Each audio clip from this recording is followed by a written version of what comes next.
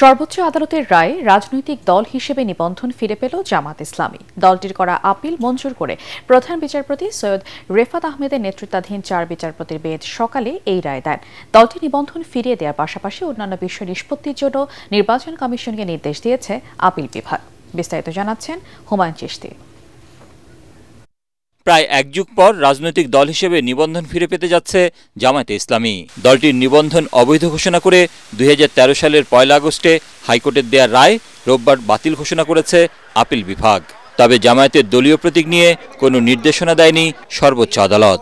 বাংলাদেশ জামায়াতে ইসলামী আজকে বাংলাদেশের সর্বোচ্চ আদালতের রায়ের মাধ্যমে তার নিবন্ধন ফিরে পেল। মাননীয় আপিল বিভাগ হাইকোর্টের যে রায় ছিলেন এই রায়কে বাতিল ঘোষণা করেছেন। ডাইরেকশনে বলেছেন জামায়াতের রেজিস্ট্রেশন এবং অন্য কোনো ইস্যু যদি ইলেকশন কমিশনের সামনে থাকে তাহলে যেন ইলেকশন কমিশন এটা ডিসপোজ করে। এই অন্য ইস্যু বলতে আমরা বোঝাচ্ছি এটি হলো প্রতীক সংক্রান্ত ইস্যু।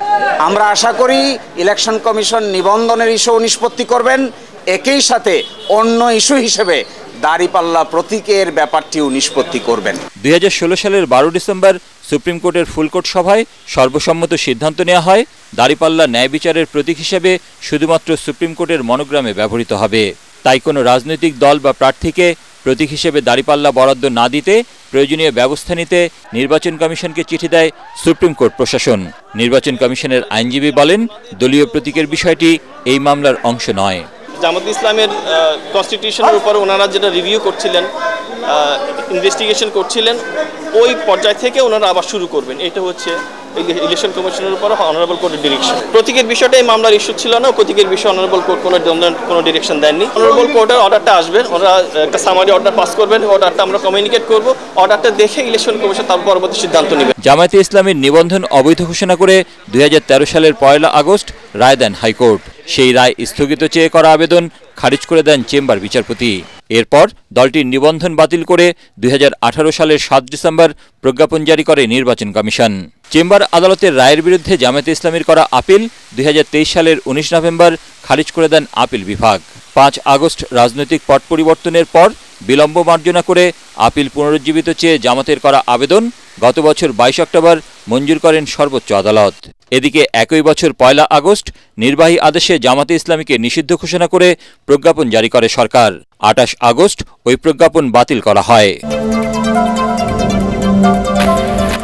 জামাত ইসলামের আমির ডক্টর শফিকুর রহমান বলেছেন, হাইকোর্টের দেওয়া রায়টি ছিল ন্যায়ভ্রষ্ট, যা বাতিল করেছে আপিল বিভাগ। রায়ের পর সামাজিক যোগাযোগ মাধ্যম ফেসবুকে এক পোস্টে তিনি এই প্রতিক্রিয়া জানান। আমির জামাত আরও বলেন, পরবর্তী প্রক্রিয়া নির্বাচন কমিশনের হাতে, দ্রুতই পূর্ণ অধিকার ফিরে পাওয়ার আশাবাদ জানান ডক্টর শফিকুর রহমান। জামাত ইসলামের নিবন্ধন ও প্রতীকের বিষয়ে আদালতের রায়ের কপি পাওয়ার পর আইন অনুযায়ী ব্যবস্থা নেওয়া হবে বলে জানিয়েছেন নির্বাচন কমিশনের সচিব আক্তার আহমেদ। রাজধানীর আগারগাঁওয়ে নির্বাচন কমিশন কার্যালয়ে সাংবাদিকদের প্রশ্নের জবাবে তিনি একথা বলেন। তিনি বলেন, আদালতের পর্যবেক্ষণ এখনও পায়নি কমিশন। পর্যবেক্ষণ পাওয়ার পর আইন অনুযায়ী ব্যবস্থা নেওয়া হবে বলেও জানান তিনি। বিএনপি নেতা ইশরাক হোসেন প্রসঙ্গে এক প্রশ্নের জবাবে সচিব বলেন, আদালতের নির্দেশনা পাওয়ার পর ব্যবস্থা নেওয়া হবে। তবে ডিএসসিসির মেয়র হিসেবে শপথ নেওয়ার শেষ দিন হওয়ায় নির্বাচন কমিশনের ভূমিকা আগামীতে কি হবে তা জানতে চাইলে সিনিয়র সচিব আক্তার আহমেদ বলেন, এ বিষয়ে সিদ্ধান্ত নেবে কমিশন। এখনো পর্যন্ত জামাতের নিবন্ধন এবং আপনার প্রতীকের ব্যাপারে মাননীয় আদালতের কোনো অবজারভেশন আমরা পাইনি। অবজারভেশন পাওয়ার পরে এ বিষয়ে আইনগতভাবে যেটা প্রযোজ্য সেই অনুযায়ী ব্যবস্থা নেওয়া হবে। জনাব ইশরাকের ব্যাপারেও আমরা মাননীয় আদালতের কোনো নির্দেশনা এখনো পাইনি। শেষ দিন কি শুরুর দিন এটার ব্যাপারেও আমার একই কথা। আইনগতভাবে কোন দিকে গড়াবে সেটা হচ্ছে যে কমিশনের সিদ্ধান্ত নেবেন। এই কমিশনেরও তো একটা নিজস্ব সিদ্ধান্ত নেওয়ার পরিস্থিতি আছে। ডিসেম্বরের মধ্যে নির্বাচন দিলে অন্তর্বর্তী সরকার সম্মানের সঙ্গে বিদায় নিতে পারবে বলে মন্তব্য করেছেন বিএনপির স্থায়ী কমিটির সদস্য ডক্টর খন্দকার মোশাররফ হোসেন। তিনি বলেন, নির্বাচন যত বিলম্ব হবে পতিত স্বৈরাচার নানা ষড়যন্ত্র করতে থাকবে। অন্যদিকে হাফিজউদ্দিন আহমেদ জানান, শুধু বিএনপি ডিসেম্বরে নির্বাচন চায়, প্রধান উপদেষ্টার এমন মন্তব্য সঠিক নয়। গণতন্ত্রকামী প্রায় সব দল ডিসেম্বরের মধ্যে নির্বাচন চায়। কামরুজ্জামান রাজীবের রিপোর্ট। জাতীয় প্রেস ক্লাবে জিয়াউর রহমানের শাহাদাত বার্ষিকী উপলক্ষে সম্মিলিত পেশাজীবী পরিষদ আয়োজিত আলোচনা সভায় খন্দকার মোশাররফ হোসেন বলেন, বিএনপি ডিসেম্বরের মধ্যে কেন নির্বাচন চায় তা আগেই ব্যাখ্যা করেছে। শুধু বিএনপি নাকি ডিসেম্বরের মধ্যে নির্বাচন চায়, প্রধান উপদেষ্টার এ বক্তব্যকে হতাশাজনক আখ্যা দিয়ে নির্বাচন নিয়ে আর কোনো বিভ্রান্তি সৃষ্টি না করার আহ্বান জানান তিনি। বলেন, সম্মানের সাথে বিদায় নিতে চাইলে ডিসেম্বরের মধ্যেই নির্বাচন দেয়া উত্তম। নির্বাচন তো সবাই চাই, কিন্তু আমরা বলেছি ডিসেম্বরের মধ্যে ইলেকশন হলে নির্বাচন কমিশনের সুবিধা, সরকারের সুবিধা, জনগণের সুবিধা, সেটা আমরা যুক্তি দেখিয়েছি। যদি অন্য কোনো যুক্তি থাকে, সরকার পরিষ্কার করুক, করে নির্বাচনের তারিখ ঘোষণা করুক, সেটা ছিল তাদের দায়িত্ব। না বলে বিদেশে গিয়ে বলছে শুধুমাত্র বিএনপি নির্বাচন চায়, এটা সঠিক না। সব মশার বিরুদ্ধে সুরক্ষা দিতে এলো বসুন্ধরা এক্সট্রিম অ্যারোসল, মশার বিরুদ্ধে এক্সট্রিম সুরক্ষা। এদিকে জিয়াউর রহমানের শাহাদাত বার্ষিকী উপলক্ষে মুক্তিযোদ্ধা দল আয়োজিত আলোচনা সভায় হাফিজউদ্দিন আহমদ বলেন, অন্তর্বর্তী সরকারের উপদেষ্টা পরিষদে ছাত্রদের রাখা বিরাট ভুল হয়েছে। অন্তর্বর্তী সরকারের উপদেষ্টা পরিষদ ছাত্রদের ভুল পথে পরিচালিত করছে। দ্রুত নির্বাচন দেওয়ার দাবি জানিয়ে তিনি বলেন, নির্বাচন সংশ্লিষ্ট সংস্কার ছাড়া অন্যান্য সংস্কার নির্বাচিত সংসদ করবে। আমরা তাকে সব রাজনৈতিক দল সমর্থন দিয়েছি, ভবিষ্যতেও দেব, কিন্তু তিনি আমাদেরকে আশাহত করেছেন। বিশেষ করে তিনি অসত্য কথা বলবেন এটা তো আমরা কখনো কল্পনাও করি না। তাও বলেছেন বিদেশে, জাপানে গিয়ে তিনি বলেছেন একটা মাত্র দল বিএনপি এই ডিসেম্বরের মধ্যে নির্বাচন চায়। এটা কি সত্য? 42টি দল তার সামনে গিয়ে বলেছেন যে আমরা ডিসেম্বরের মধ্যে নির্বাচন চাই। অন্যদিকে নারায়ণগঞ্জে জিয়ার মৃত্যুবার্ষিকীর আলোচনা সভায় বিএনপি চেয়ারপারসনের উপদেষ্টা জয়নুল আবদিন ফারুক বলেন, তত্ত্বাবধায়ক সরকার যদি 3 মাসে নির্বাচন করতে পারে তাহলে অন্তর্বর্তী সরকার কেন পারছে না। আরেকটি ষড়যন্ত্র শুরু হয়েছে বিএনপিকে মাইনাস করার জন্য। এই ষড়যন্ত্র রুখতে হলে বাংলাদেশকে উৎপাদন কেন্দ্র হিসেবে গড়ে তুলতে চীনের ব্যবসায়ীদের প্রতি আহ্বান জানিয়েছেন প্রধান উপদেষ্টা ডক্টর মোহাম্মদ ইউনূস। তিনি বলেন, ভৌগোলিকভাবে বাংলাদেশ দক্ষিণ এশিয়ার প্রাণকেন্দ্র, তাই এখানে বিনিয়োগ করে বাংলাদেশের উন্নয়ন অংশীদার হতে চীনা ব্যবসায়ীদের আহ্বান জানান তিনি। সকালে রাজধানীর আগারগাঁওয়ে বাংলাদেশ চীন বাণিজ্য ও বিনিয়োগ সম্মেলনে এসব কথা বলেন প্রধান উপদেষ্টা। তরিক ইসলামের রিপোর্ট। 200-এর বেশি চায়না ব্যবসায়ী প্রতিনিধি নিয়ে রাজধানীর আগারগাঁওয়ে বিনিয়োগ ভবনে দিনব্যাপী এই বাণিজ্য ও বিনিয়োগ সম্মেলন, যেখানে প্রধান অতিথি প্রধান উপদেষ্টা ডক্টর মোহাম্মদ ইউনূস। এই সময় চীনা ব্যবসায়ীদের সামনে বাংলাদেশের বিনিয়োগ সম্ভাবনা তুলে ধরেন বিডা চেয়ারম্যান আশিক চৌধুরী। চীনা বিনিয়োগের অংশ হিসেবে বাংলাদেশে ম্যানুফ্যাকচারার হাব হিসেবে গড়ে তোলার আহ্বান জানান doctor Yunus. I requested President Xi Jinping to encourage Chinese companies to invest in Bangladesh as we envision turning our country into a manufacturing and economic hub of the region. I am honored that President Xi has followed up on his word. I didn't expect that it will happen so soon, so quickly, and with such a high-power delegation. সম্মেলনে বাংলাদেশের তৈরি পোশাক, বস্ত্র, কৃষি, তথ্য প্রযুক্তি ও electronics সহ বিভিন্ন খাতের বিনিয়োগ সম্ভাবনা তুলে ধরেন প্রধান উপদেষ্টা। To give its right place in our economic programs, and thank you for paying attention to it. There are many other items like that, to which Bangladesh is home, Jamdani and many other fabrics. There are skillful things which can be made into many varieties of products. But it remains a product just wearing sari, that's all. It can be used in multiple use. And this is skill and the tradition of muslin, the lost glory of Bangladesh. সম্মেলন শেষে চীনা ব্যবসায়ীরা দেশের বিভিন্ন অর্থনৈতিক অঞ্চল পরিদর্শন করবে।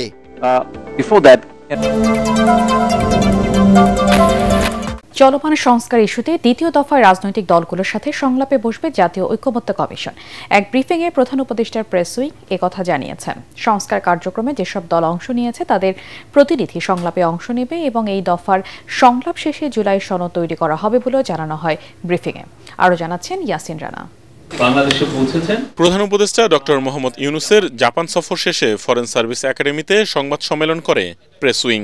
জাপান সফরে $1 বিলিয়ন ঋণ সহায়তা, 1 লাখ জনশক্তি রপ্তানি সহ নানা বিষয়ে কথা বলেন প্রধান উপদেষ্টার প্রেস সচিব শফিকুল আলম।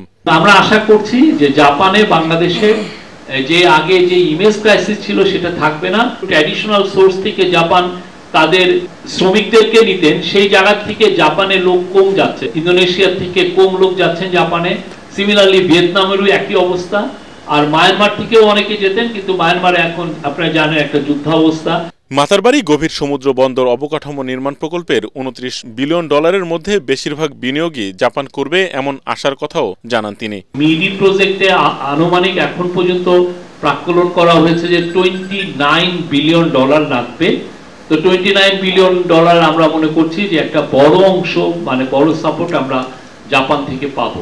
অন্তর্বর্তী সরকারের সংস্কার ইস্যুতে রাজনৈতিক দলগুলোর সাথে জাতীয় ঐকমত্য কমিশনের সংলাপ শুরুর কথাও জানানো হয় প্রেস ব্রিফিংয়ে। সংস্কার প্রক্রিয়ার সাথে যারা অংশ নিছে, এর আগে যাদের সাথে এই বিভিন্ন পর্যায়ে কনসেনসাস বিল্ডিং কমিশনের মিটিং হয়েছেন, তাদের সবার প্রতিনিধিকেই আমন্ত্রণ জানানো হয়েছে।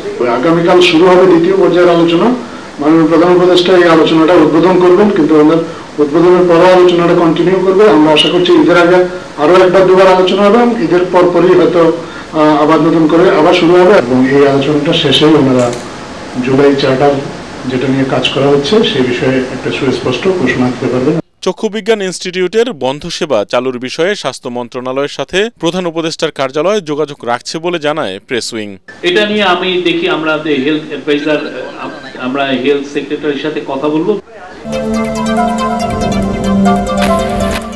আগামীকাল 2025-26 অর্থ বছরে প্রায় 8 লাখ কোটি টাকার বাজেট পেশ করবেন অর্থ উপদেষ্টা সালাউদ্দিন আহমেদ। বিকেল 3টায় বাংলাদেশ টেলিভিশনে দেয়া ভাষণে বাস্তবায়নযোগ্য ও জনকল্যাণকর প্রথম বাজেট পেশ করবেন তিনি। বাজেটের আকার না বাড়লেও এবার রাজস্ব আদায়ের লক্ষ্যমাত্রা বাড়ছে। জুলাই গণ অভ্যুত্থানে আহতদের পুনর্বাসনে থাকতে পারে 1,500 কোটি টাকার বরাদ্দ।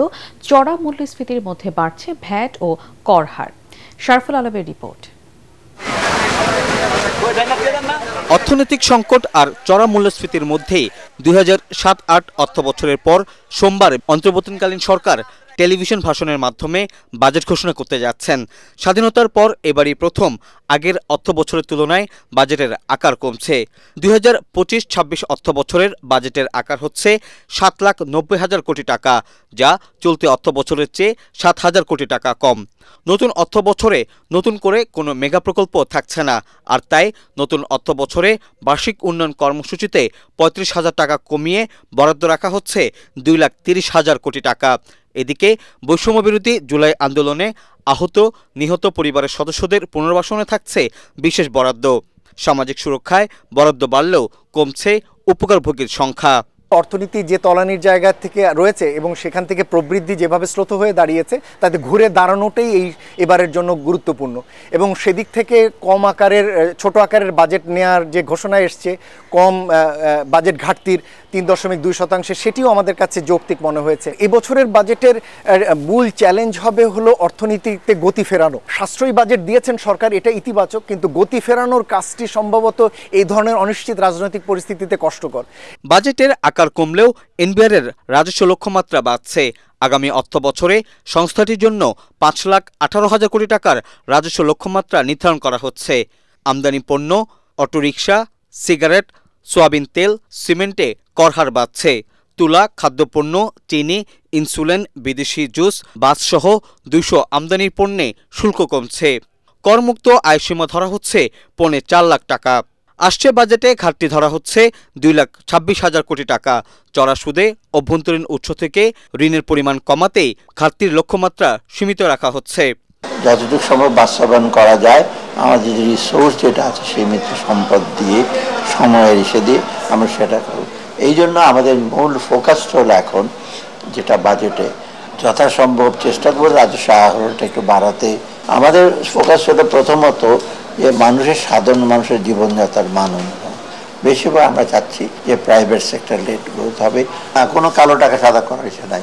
বরং আমি যেটা চেষ্টা করছি যে এই যে ল্যান্ড ভ্যালুটা বাড়িয়ে দিয়ে ট্যাক্স কমিয়ে দেবো, কিন্তু তুমি রেজিস্ট্রেশন টাকাটা উঠাবো। নতুন অর্থ বছরে বাজেটে জিডিপির প্রবৃদ্ধি 5.5% এবং মূল্যস্ফীতি ধরা হচ্ছে 6.5%।